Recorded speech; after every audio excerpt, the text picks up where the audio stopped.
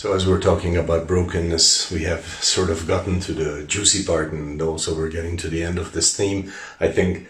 But the juicy part is the part where it says in Hosea 10 that break up your fallow ground. And welcome to this truth from the Word of God this morning. I trust it will quicken your heart as it has mine. Break up your fallow ground. Okay, so that means the unused old ground. And then Jeremiah 4 describes it another way. Remove the foreskins of your heart. So that is talking about my natural defenses of my heart being thrown away, cast away, and saying, no, my usual defenses are not interesting to me. I am gonna trust God rather than trust those. Like in Hosea 10:13, the next verse, it actually says, you did trust in your way and in the multitude of your mighty men, which means that they trusted their natural abilities to defend themselves, and that was the coat of lies that was sort of protecting them in their minds from reality. But of course, that defense becomes nothing as soon as a real problem, approaches us. Hardening your heart will actually not protect you from anything except from God. It does protect you from God touching you, or from those who love you touching you, or from those who love you getting into your life. That's the only thing it will ever protect you from. So it's a worthless protection, really. It is not something that can protect your life. So casting it away, throwing it away is one of the best decisions there is in life, and finding the brokenness with God that only He can give us, the healthy one, not the crushing of life that will grind us to powder and leave nothing, and we become,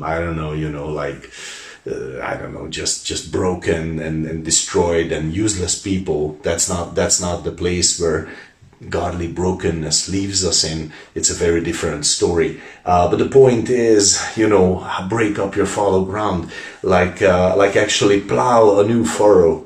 Plow a new furrow, like a new line, one that you haven't, not the natural plowing, and saying, okay, I'm gonna go beyond that, and I'm gonna actually not just superficial allowing someone to touch me, but actually I'm gonna open myself wide before God, and I'm gonna say, Lord, you do this in my life. I trust you, and you can touch me as deep as you want. And I'm bearing my heart before you. Whatever you want to take out, put in, it's yours, and I'm going to trust you for that. And that's the place of brokenness. And that sort of points us to a very important point. And this is that, how could I say it right? Maybe this is the best picture I could think of. Is plowing actually happens. There are blades that go into the ground, and there are blades that need to go into the ground of our heart to break it, and there are several of those blades.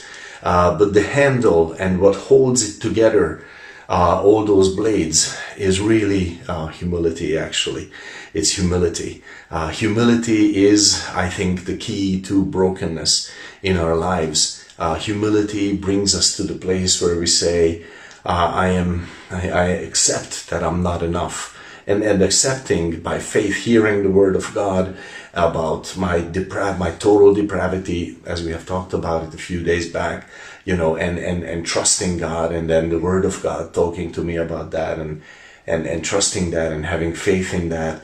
It will bring me to a place of humility, and in humility, then I can push the plow deep into the soil of my heart, and I can say, okay, Lord, I accept all those things where you initiate to me, and I trust that this will have a good fruit as you're breaking up the old. And that's maybe not easy, because that plowing is a violent thing. It's hard work, but it is necessary, and it is very, very, very useful in our lives.